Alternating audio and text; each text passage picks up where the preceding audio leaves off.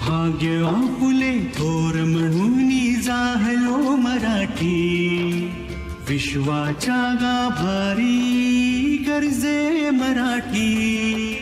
भाग्य आपुले थोर म्हणून जाहलो मराठी, विश्वाच्या गाभारी गर्जे मराठी. गर्जे मराठी, गर्जे मराठी, विश्वाच्या गाभारी गर्जे मराठी. नमस्कार. गर्जे मराठी प्रस्तुत विश्वाच्या गाभारी गर्जे मराठी या कार्यक्रमामध्ये आपल्या सगळ्यांचं मनापासून स्वागत. मंडळी, आपल्याला माहितीच आहे की आपण या कार्यक्रमामध्ये जगभरामध्ये जे मराठी संशोधक, उद्योजक किंवा शिक्षण क्षेत्रात बहुमूल्य काम करणारे अशा व्यक्तींशी या कार्यक्रमामध्ये गप्पागोष्टी करत असतो, त्यांचा प्रवास जाणून घेत असतो, त्यांच्या क्षेत्राचीही माहिती घेत असतो. आज आपल्याकडे समाज आरोग्य क्षेत्रामध्ये ज्यांची अजय अशी यात्रा सुरू आहे असे डॉक्टर अजय हौदे आले आहेत अमेरिकेहून. जगभरातील लाखो लोकांना निरोगी जीवन देण्यासाठी आरोग्य सेवेचा विकास हे ज्यांचं ध्येय आहे असे अजय हौदे. सोलापूर जिल्ह्यातल्या एका छोट्याशा गावात प्रतिकूल परिस्थितीमध्ये लहानपण गेलेले अजय हौदे हे आज अटलांटा इथे वास्तव्य करत असून सध्या आरोग्य क्षेत्रामध्ये खूप मोठी झेप घेत आहेत. त्यांच्या आयुष्यात आलेल्या काही टर्निंग पॉइंट्समुळे त्यांच्या आयुष्याचा सोलापूर ते अटलांटा व्हाया पुणे प्रवास कसा झाला ते आपण आज जाणून घेणार आहोत. Doctor MG Kulkarni, doctor Sudhir Kulkarni यांच्यासारख्या सक्षम मार्गदर्शनाखाली आणि डॉक्टर रघुनाथ माशेलकर यांच्या प्रेमळ मार्गदर्शनाखाली NCL मध्ये त्यांना काम करण्याची संधी मिळाली. 1991 मध्ये पोस्ट डॉक्टरेट करण्यासाठी ते अमेरिकेला स्थलांतरित झाले. 1994 मध्ये व्यावसायिक कारकिर्दीची त्यांनी सुरुवात केली. लहान मोठ्या आकाराच्या कंपन्यांमध्ये सेवा दिल्यानंतर 2018 मध्ये त्यांच्या उद्योजकीय प्रवासाला सुरुवात झाली. स्थैर्य आल्यानंतर सामाजिक परोपकारी कार्यही हिरिरीने त्यांनी भाग घ्यायला सुरुवात केली. विश्वस्त मंडळ अध्यक्ष, जागतिक भारतीय शास्त्रज्ञ आणि तंत्रज्ञ मंडळ, foundation for India and Indian diaspora studies USAचं संचालक मंडळ, त्यानंतर महाराष्ट्र मंडळ ऑफ अटलांटामध्ये विश्वस्त अध्यक्ष, उपाध्यक्ष अशी पदं, त्याशिवाय उत्तर अमेरिकेतील बृहन महाराष्ट्र मंडळासाठी संयोजक म्हणून काम, कार्यकारी समितीमध्ये काम, जॉर्जिया हिंदूज राजकीय कृती समितीचे संस्थापक सदस्य आणि संचालक मंडळावर, जॉर्जियाच्या भारतीय अमेरिकन असोसिएशनच्या फेडरेशनचे संस्थापक सदस्य आणि संचालक मंडळावर, आंतरराष्ट्रीय योग दिन अटलांटाचे संस्थापक सदस्य आणि अध्यक्ष, आग्नेय विभागाचे उपाध्यक्ष आणि जॉर्जियाचे अध्यक्ष, स्वयंसेवक सेवा इंटरनॅशनल USA, सोलापूर इथल्या गुरुसेवा या ना नफा संस्थेचे संस्थापक सदस्य अशा वेगवेगळ्या संस्थांमध्ये ते आज काम करत आहेत. अशा अजय हौदे यांच्याशी आज आपण गप्पागोष्टी करूया. नमस्कार सर, आपलं कार्यक्रमात स्वागत. नमस्कार. डॉक्टर अजय हौदे हे खरं म्हणजे सोलापूर जिल्ह्यातल्या अतिशय लहानशा गावामध्ये प्रतिकूल परिस्थितीमध्ये त्यांचं लहानपण गेलं. पण ही प्रतिकूल परिस्थिती लक्षात ठेवून मनात कुठलीही भविष्यामध्ये कटुता न ठेवता सतत सकारात्मक विचार करून उच्च शिक्षण घेऊन ते अमेरिकेमध्ये पोचले. पण त्यासाठी त्यांनी किती कष्ट वेचले हेही आपल्याला त्यांच्याकडून जाणून घ्यायचं आहे. आणि अमेरिकेत जाऊन केवळ स्वतःचा उद्योगच सुरू केला नाही तर संशोधन क्षेत्रात गेले. आज त्यांच्या नावावर 69 पेटंट्स आहेत. तर ही पेटंट्स नेमकी काय आहेत आणि त्यांचं संशोधन नेमकं कोणत्या क्षेत्रात चाललं आहे याविषयीची माहिती आता आपण हौदे सरांकडून घेऊया. सर, आत्ता मी म्हटलं तसं की तुम्ही अतिशय प्रतिकूल परिस्थितीत तुमचं लहानपण गेलं. छोट्या गावामध्ये पहिलं सुरुवातीचं शिक्षण झालं, त्यानंतर छोट्याशा शहरात पुढचं शिक्षण झालं. ते सुद्धा तुम्ही खूप प्रतिकूल परिस्थितीचा सामना करून घरातल्यांना पटवून असं घेतलेलं आहे. तर ह्या तुमच्या सुरुवातीच्या प्रवासाविषयी तुमचं शिक्षण कसं कसं होत गेलं आणि तुम्ही अमेरिकेपर्यंत कसे पोचलात त्याविषयी सगळ्यात प्रथम सांगा. सर्वप्रथम गर्जे मराठी आणि दूरदर्शन सह्याद्री ह्या दोघांचे मी आभार मानतो आहे मला बोलवल्याबद्दल आणि ह्या संवादाबद्दल. तर थोडक्यात सांगायचं म्हणजे माझा जन्म तुम्ही म्हणाल तसं की दुधनी ह्या छोट्याशा गावामध्ये झाला होता आणि अनफॉर्च्युनेटली मी 5 महिन्याचा होतो तेव्हा वडिलांचा मृत्यू झाला. पण त्याच्यानंतर आईंनी मग शिक्षिका म्हणून नोकरी घेतली त्यांनी. मग आम्ही त्या वेगवेगळ्या खेडेगावात आईचं बदली होत गेली. मग तिथून माझं 1ली ते 10वी कन्नड मीडियममध्ये अच्छा. प्राथमिक शाळेपासून मीडियम स्कूल तर हायस्कूलपर्यंत माझं शिक्षण झालं. अच्छा, तेव्हा. सोलापूरला तेव्हा कन्नड भाषा असायची. कन्नड भाषा होती तेव्हा आणि ते जिल्हा परिषदेची शाळा होती ती. बरोबर. आणि जेव्हा खेडेगावात होतो तेव्हा खेडेगावात तुम्हाला माहिती असेल त्यावेळेला म्हणजे काय रस्ते नव्हते, लाईट्स नव्हते किंवा पाणी पण नव्हते, कॉलेज नव्हते, कॉलेज पण प्रत्येक नव्हते खेड्यात. तेव्हा. त्यामुळे आम्हाला म्हणजे प्रत्येक परिस्थितीतून आम्हाला जावं लागलं. म्हणजे तुम्हाला एक उदाहरण सांगायचं म्हणजे की सकाळी उठून विहिरीतनं पाणी आणल्याशिवाय घरातल्या गोष्टी होत नव्हत्या. का आईला स्वयंपाक करता येत नव्हतं, आंघोळ करता येत नव्हते. पण तसं करत करत आम्ही गेलो. आणि सगळ्यात दुसरी गोष्ट म्हणजे घरात आम्ही 3 भावंड, म्हणजे एक बहीण आणि एक भाऊ. आणि घरात होतं एकच कंदील होतं. त्यामुळे घरात बसून अभ्यास कसं काय करणार.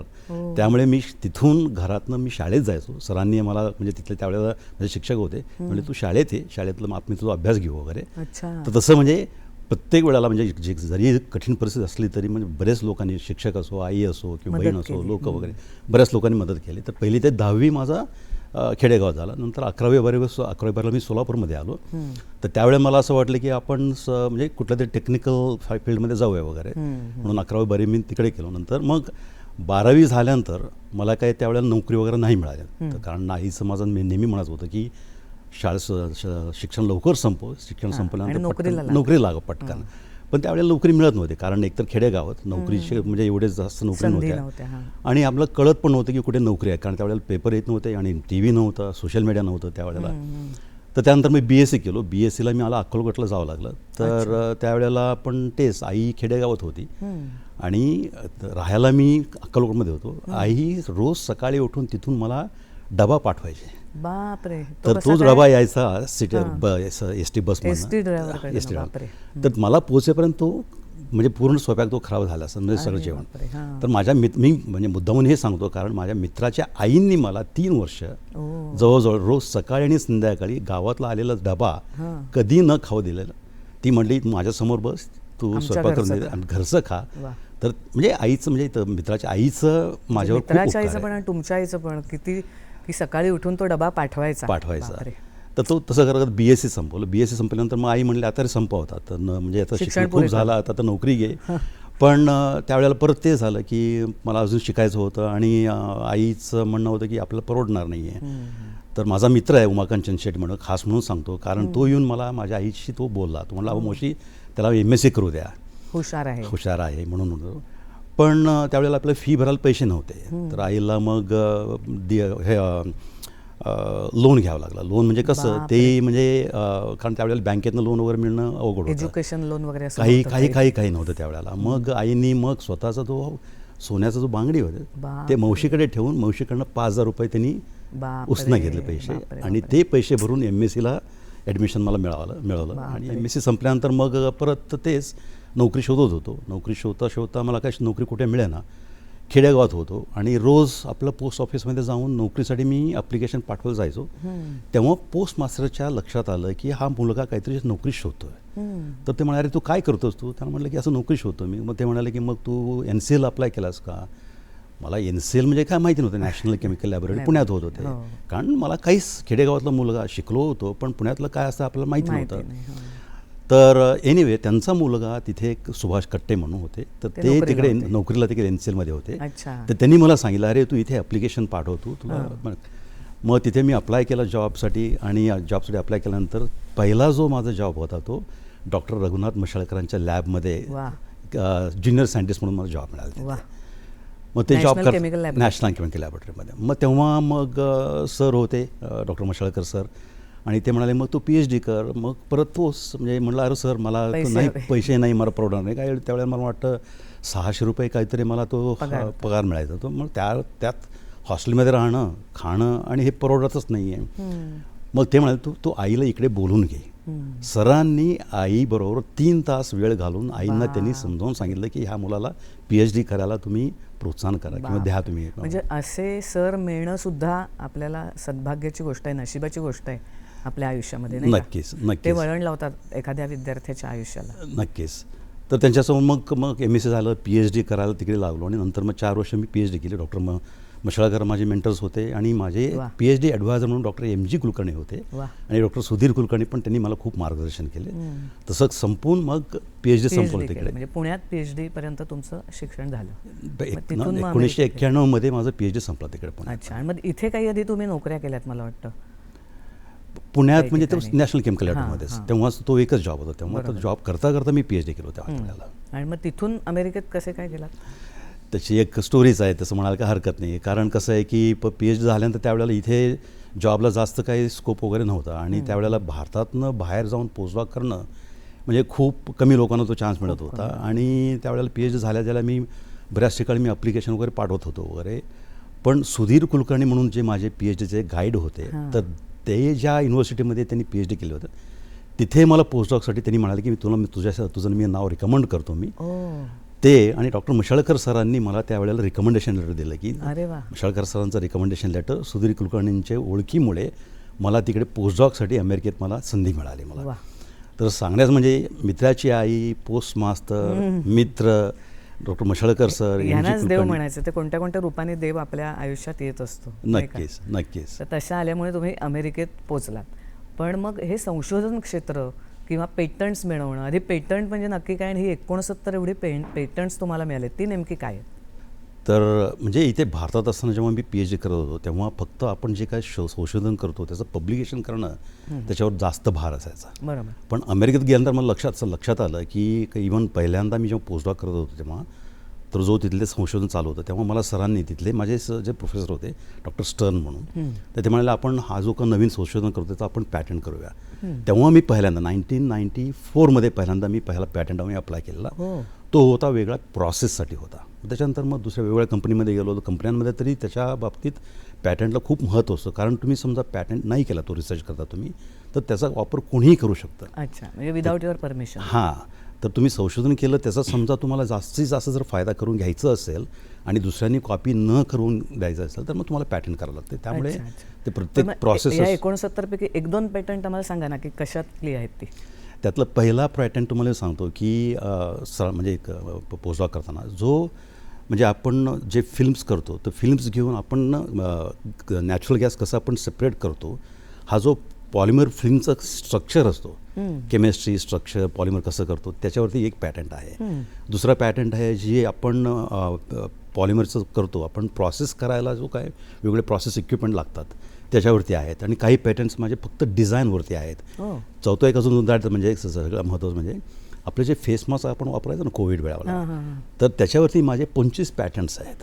त्याच्यावरती वेगवेगळे मटेरियल, वेगवेगळे डिझाईन्स, ते आपण कसं कमर्शियल करू शकतो त्याच्यावरती बरेच पॅटंट्स आहेत. कारण ते म्हणजे कंपन्यांमध्ये काम करताना ते केलेले आहेत ते. अच्छा. म्हणजे ते कोरोना काळात खूप उपयोगी पडले असते. खूपच उपयोग पडले ते. तर सरांचा आपण अमेरिकेपर्यंत जाण्याचा प्रवास जाणून घेतला. अमेरिकेत गेल्यानंतर सुद्धा त्यांनी कसं संशोधन केलं त्याविषयीची थोडक्यात माहिती घेतली. याच्या पुढची माहिती त्यांची आपण जाणून घेऊया, पण त्याआधी घेऊया एक छोटासा ब्रेक.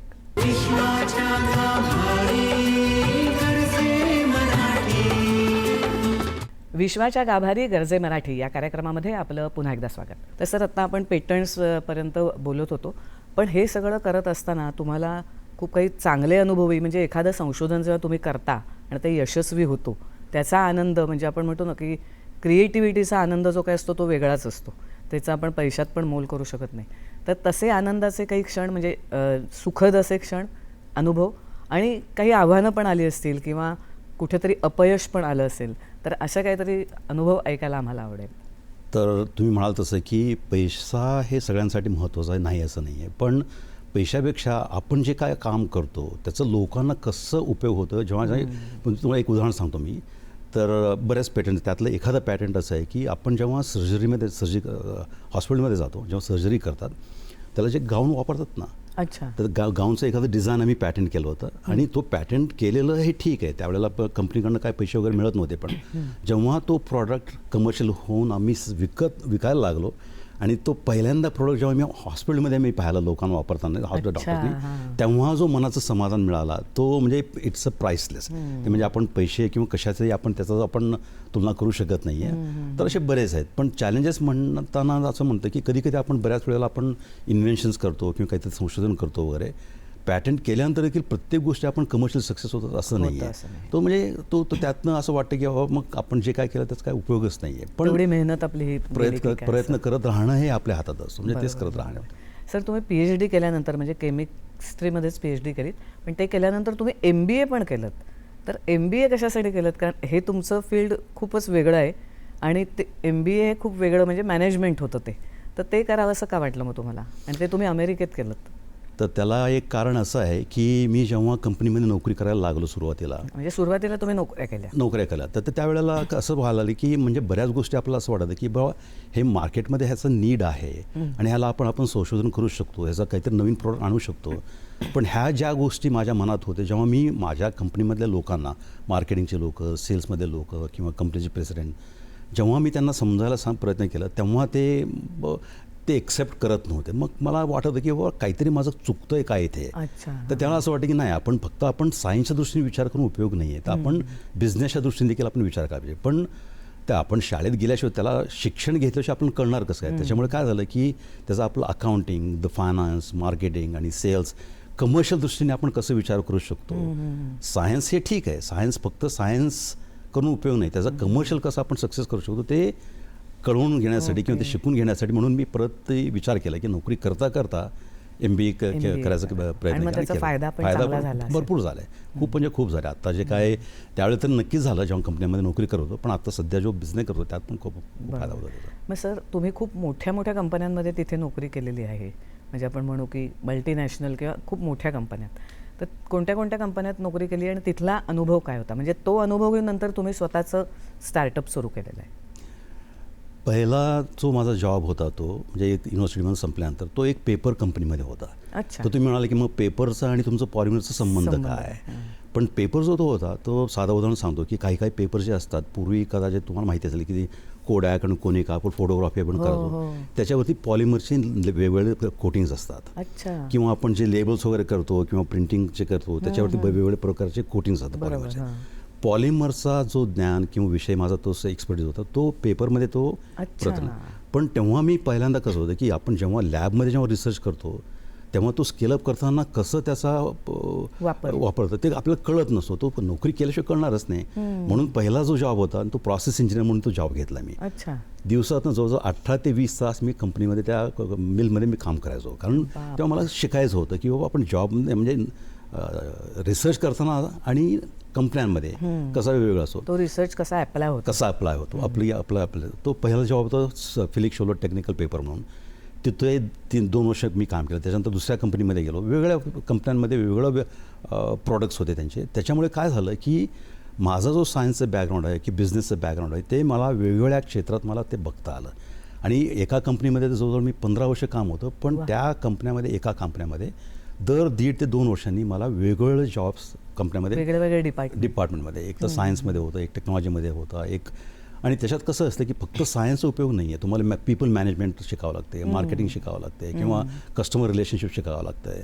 त्याच्यामुळे मला कंपनीमध्ये ते मला सूप टू नट म्हणतात की म्हणजे आयडिया आल्यापासून ते प्रोडक्ट कसं बनवणं, क्वालिटी कंट्रोल कसं करणं, त्याचं मार्केटिंग कसं करणं, सेल्स कसं करणं. आणि त्याच्यामुळे मला ते एक प्रोडक्ट ते म्हणजे फक्त अमेरिकेत नव्हे की युरोपमध्ये किंवा एशिया पॅसिफिकमध्ये पण म्हणजे प्रवास करता आला किंवा बघता आलं की कसं होतं वगैरे, त्याचा फायदा खूप झाला मला. पण सर, हे करत असतानाच मग तुम्हाला स्वतःची कंपनी काढावी असं काय वाटलं? आता नोकरी नको, आपण आता स्वतःची कंपनी काढूया. आणि मग ती काढली, त्याच्यातनं नेमकं आता प्रोडक्शन काय चालतं? तर त्याचाही खूप मोठा स्टोरी आहे, पण मी थोडक्यात सांगतो. काय झालं की जवळजवळ 20-23 वर्ष मी कंपन्यांमध्ये काम करत होतो. आणि माझ्या दृष्टीने तेव्हा काम करताना मी हेल्थ केअरमध्ये काम करत होतो. तर मला लक्षात आलं की म्हणजे फक्त अमेरिकेत नव्हे की सगळीकडे हेल्थ केअरला खूप डिमांड आहे. आणि 2017 साली हा विचार डोक्यात आला की तोपर्यंत मी नोकरी करत होतो, कारण नोकरी करता मला घर सांभाळायला लागलं ना. घराचं मुलांचं शिक्षण, बायको आणि आई पण इकडे होती तेव्हा. तर 2017ला आई वारली.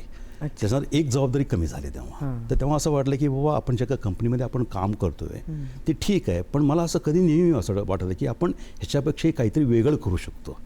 त्यात स्पेसिफिकली मला असं वाटलं की ज्या कंपन्या लहान मुलांसाठी ते जास्त फोकस करत नाही, कारण त्यांच्या दृष्टीने मोठ्या कंपन्यांना लहान मुलांसाठी जे काही प्रोडक्ट असतात, काही डिव्हाइस असतात, त्यांना तो छोटा मार्केट असतो. पण माझ्या दृष्टीने तो अरे त्यांचं हां, तर म्हणजे त्यासाठी आपण संशोधन करायला पाहिजे, त्यांच्यासाठी आपण काहीतरी करायला पाहिजे. तो विचार डोक्यात आला. मग मी जाऊन माझ्या बायकोशी बोललो, मुलांशी बोललो.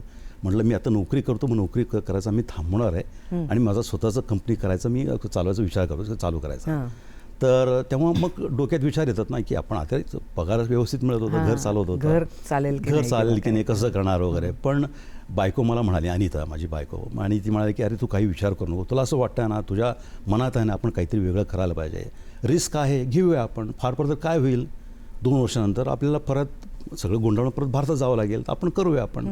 मुलांचं तोपर्यंत शिक्षण संपत आलं होतं. मुलांनी पण म्हणले बाबा तुम्हाला असं वाटतं ना तुम्हाला काहीतरी नवीन करायचं आहे आणि हे मुलांसाठी तुम्हाला करायचं आहे, लोकांसाठी करायचं आहे, तुम्ही करा. घरातल्यांचं प्रोत्साहन आणि कंपनीमधलं एक्सपिरियन्स आणि माझा स्वतःचा जो जिद्द आहे किंवा काहीतरी असं वाटतं की लोकांसाठी किंवा आपलं वेगळ्या काहीतरी करावं. आणि हा रिस्क होता नाही असं नाही, पण तो घ्यायचं ठरवलं आणि ते कंपनी खूप आता होणार आहे, यशस्वी होणार आहे. तर त्या प्रॉडक्टविषयी सुद्धा आता आम्हाला ऐकायला आवडेल की नक्की हे प्रॉडक्ट काय आहे आणि त्याचा उपयोग कसा होणार, संपूर्ण जगालाच होणार आहे, फक्त अमेरिकेला किंवा भारताला नाही. तुम्हाला मी थोडक्यात सांगतो की प्रत्येक ह्युमन बिईंगमध्ये एक मशीन असतो, त्याला हार्ट म्हणतो आपण, हृदय म्हणतो. तो हा जो हृदय आहे तर दिवसातनं 1,00,000 वेळा पंप करतो आणि जवळजवळ 7 ते 8,000 लिटर्स ब्लड ह्याच्यातनं सर्क्युलेट होत असतो. ह्याला म्हणतात की hardest working muscle in your body. तर हा जर हार्ट जर व्यवस्थित जर फंक्शन नाही झालं, बाकी सगळं आपलं थांबतं आहे. तर हे जे पहिला प्रोडक्ट आपण बनवतो हे का लहान मुलांसाठी आहे, कारण लहान मुलं जेव्हा जन्माला येतात त्यांच्या हृदयात कधी बरेच डिफेक्ट्स येतात. जवळजवळ आता 2,40,000 मुलं भारतात जन्माला येतात की त्यांच्या हृदयात काही ना काही डिफेक्ट्स असतात. पण जेव्हा मुलं जन्माला येतात त्यांचा हार्ट खूप छोटा असतो. आणि जेव्हा आपण समजा नवीन मटेरियल आपण घेतला, फॉरेन मटेरियल, आणि समजा आपण तिथे ठेवलं आपण, आणि जेव्हा मुलं मोठे होतात तेव्हा त्यांचा हार्ट पण वाढत जातो, हार्टची साईज वाढत जातो. तो जो डिव्हाइस आपण इम्प्लांट करतो किंवा मटेरियल जो इम्प्लांट करतो तो समजा एनलार्ज नाही झाला किंवा तो जर मोठं नाही झाला तर तो प्रॉब्लेम येतो. आपला जो टेक्नॉलॉजी आहे TX कार्ड टेक्नॉलॉजी म्हणून आहे, त्यांनी एकतर तो मुलांच्या हृदयात तो कम्पॅटेबल आपण करू शकतो. पण मुलं जेव्हा जसे मोठे होतात त्याच्यावर आपला जो डिव्हाइस देखील तो मोठा होतो. त्यामुळे त्यांनी मुलांना वरच्यावर त्यांना सर्जरी करायची गरज पडणार नाही, त्यांनी खर्च होणार नाही आणि मुलांना त्रास पण होणार नाही आहे. त्याच्यामुळे आपल्याला खूप त्याचे फायदा आहेत. आणि सेम टेक्नॉलॉजी आपल्याला हे हार्टवर बनवता येईल किंवा काही लोकांना आपण बायपास सर्जरी आपण ऐकतो ना, बायपास सर्जरी हे काही छोटे आपले ब्लड व्हेसल्स असतात, त्याला छोटे व्हेसल्स आपल्या पायातला किंवा हातातला घेऊन आत्ता करतात सर्जरी. आत्ता मार्केटमध्ये कुठलं प्रोडक्ट नाहीच आहे त्यासाठी. तर हा जो सेम टेक्नॉलॉजी TX टेक्नॉलॉजी आपला इनोव्हेंटचा, तर ते टेक्नॉलॉजी घेऊन आपण नंतर आत्ता सध्या नाही आहे आपलं मार्केटमध्ये येणार नाही आहे ते, तर छोट्या आपले बायपास सर्जरी देखील आपण प्रोडक्ट आणण्याचा आम्ही प्रयत्न करणार आहे. तो पुढचा आपला असं. आणि मला वाटतं हे तुम्ही भारतात पण आणणार आहात. आत्ता सध्या अमेरिकेत काम चालू आहे, पण आत्ता सध्या मोदीजींचं सांगितलं की आत्मनिर्भर भारत, आणि त्यासाठी आत्ता जो प्रोडक्ट आहे आता मुलांसाठी लागणारा तो आपण अमेरिकेतनं आपण इम्पोर्ट करतो. तर आमचं आत्ता कंपनी आम्ही आत्ता चालू केलेली आहे. तर तो आमचा उद्देश तेच आहे की हा सेम टेक्नॉलॉजी सेम प्रोडक्ट आपण अमेरिकेत न बनवता भारतात बनवून भारतातल्या लोकांसाठी कसं आपण अवेलेबल करू शकतो आणि अफोर्डेबल करू शकतो, तो आमचा प्रयत्न असणार आहे. म्हणजे इम्पोर्ट न करता आपल्या देशातच बनलं तर ते कमी किमतीला. बरोबर. वा सर, हे संशोधन खरंच लवकरात लवकर घडू दे आणि हे येऊ देत मार्केटला, अशीच इच्छा व्यक्त करू आम्ही. तसं आमचा प्रयत्न आहे, होपफुली सगळं होईल. म्हणजे तुमच्या केमिकल याचा उपयोग आता असा मी जे सुरुवातीला म्हटलं की समाज आरोग्य क्षेत्रामध्ये काम तुमचं जे चाललं आहे त्याच्यासाठी तो होतो आहे आणि एक वेगळंच संशोधन आहे हे. म्हणजे ह्याचासुद्धा पेटंट झालं तर जगभरात खूपच लोकांना उपयोग होऊ शकेल. त्याचा ऑलरेडी पॅटंट आहे, मी सांगायचं विसरलो तुम्हाला. मग खरं म्हणजे हा जो सायन्स आणि त्याचं टेक्नॉलॉजी आहे की इनोव्हेशन आहे, तो माझा एक खास मित्र आहे नरेंद्र व्यवहारे म्हणून. अच्छा. डॉक्टर नरेंद्र व्यवहारे. नरेंद्र व्यवहारे देखील PhD डॉक्टर मशाळकरांच्या खालीच त्यांनी केलेलं आहे. तर तो 1990मध्ये तो अमेरिकेत आला. तो म्हणजे दोघंही तुम्ही तिथेच आहात? तिथेच आहोत आम्ही. आणि आत्ता सध्या ते व्यवहारे आता युनिव्हर्सिटीमध्ये प्रोफेसर म्हणून आहेत. त्यांचं मला काम माहिती होतं, ते काम करतात. तर 2017मध्ये जेव्हा मी सोडायचा विचार केला तेव्हा मला माहिती होतं की हा मार्केटमध्ये नीड आहे, पण फक्त नीड माहिती असलेलं माहिती असून उपयोग नाही, त्याला सोल्युशन काय आहे. तर सोल्युशन हा नरेंद्रनी काम करत होता. तर त्यांचा जो पेटंट आहे मी तो लायसन्स केलेला आहे मी. तर आता आम्ही जो कंपनीचा आम्ही फॉर्म केला आहे, मी आणि नरेंद्र दोघांनी मिळून तो कंपनी फॉर्म केलेला आहे. तर त्याचा जो काम आहे तो मी पुढे घेऊन चाललेला आहे. ह्या संशोधनाचा पण खूप चांगला उपयोग नक्कीच सगळ्या जगाला होणार आहे. आपण एक पुन्हा ब्रेक घेऊया आणि पुढची काही माहिती आणि सरांची पुढची स्वप्न तसंच त्यांच्या अनुभवातून ते इतर तरुणांना काय सल्ला देऊ शकतात ते ऐकूया आपण एका ब्रेकनंतर.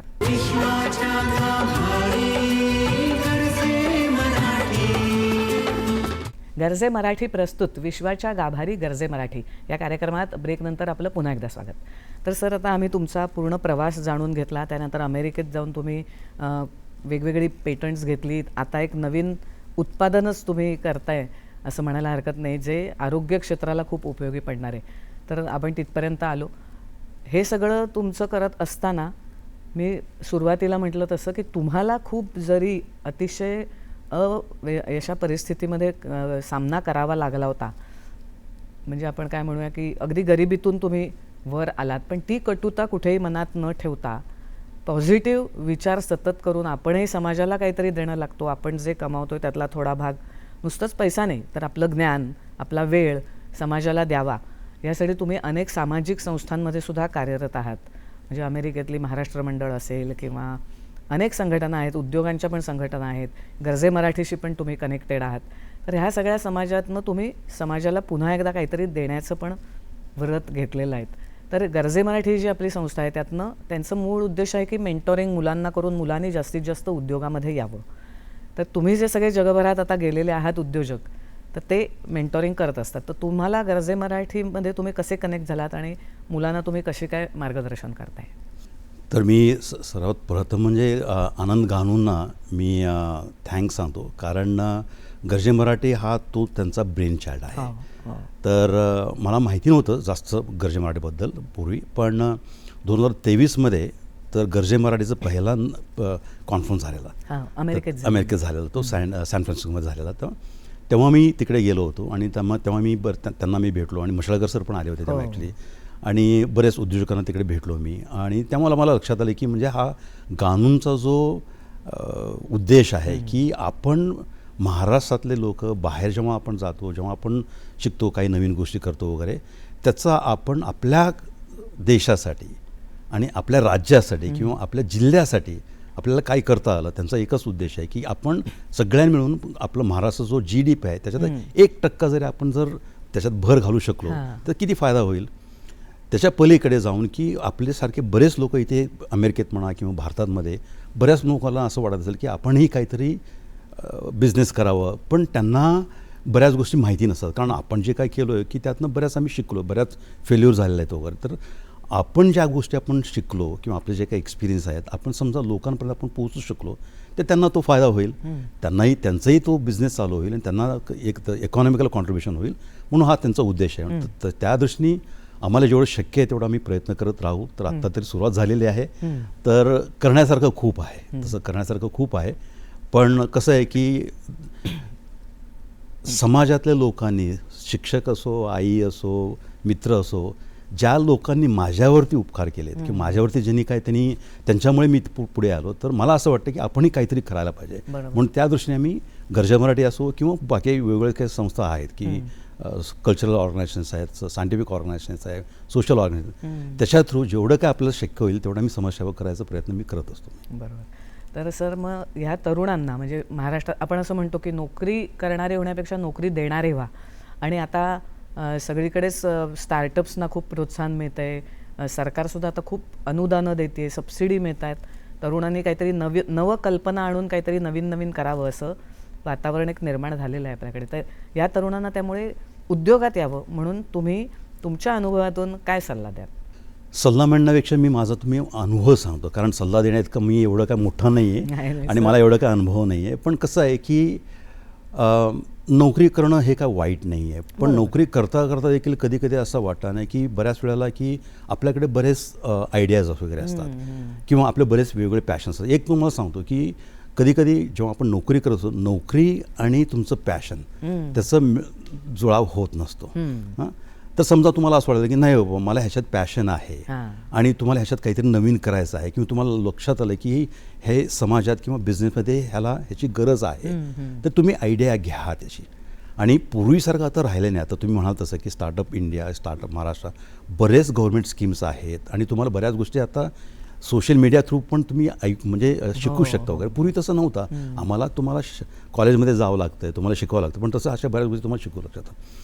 तर तुमचं समजा पॅशन असेल आणि तुमचं समजा एखादं पर्पज असेल आणि तुमच्याकडे समजा कष्ट करण्याची जर समजा काय म्हणतात की तयारी असेल, तर तुम्ही करायला काय हरकत नाही. त्यांनी काय होते, एकतर म्हणजे तुम्हाला नवीन काहीतरी करायला मिळेल तुमच्या पॅशनचा विषयाबद्दल. आणि आपल्या आवडीचं काम असतं तेव्हा आपण त्या आनंदाने करतो आणि त्यांनी फक्त तुम्ही तुमच्यासाठी करत नाही, त्याच्यामुळे तुम्ही बऱ्याच नोकरी तुम्ही तयार करू शकता, लोकांना नोकरी देऊ शकता, त्यांचंही बरेच घरांचे त्यांचे फायदा होऊ शकतात वगैरे.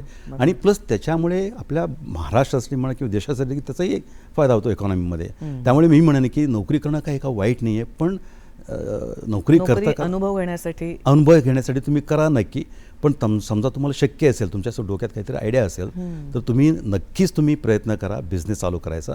बरेच तुम्हाला स्कोप्स आहेत. बरोबर. सर, तुम्ही आपल्याकडे वेळेची मर्यादा आहे, त्यामुळे तुमच्याकडनं खरं ऐकण्यासारखं बरंच आहे, पण आपल्याला तरी थांबायला लागणार आहे.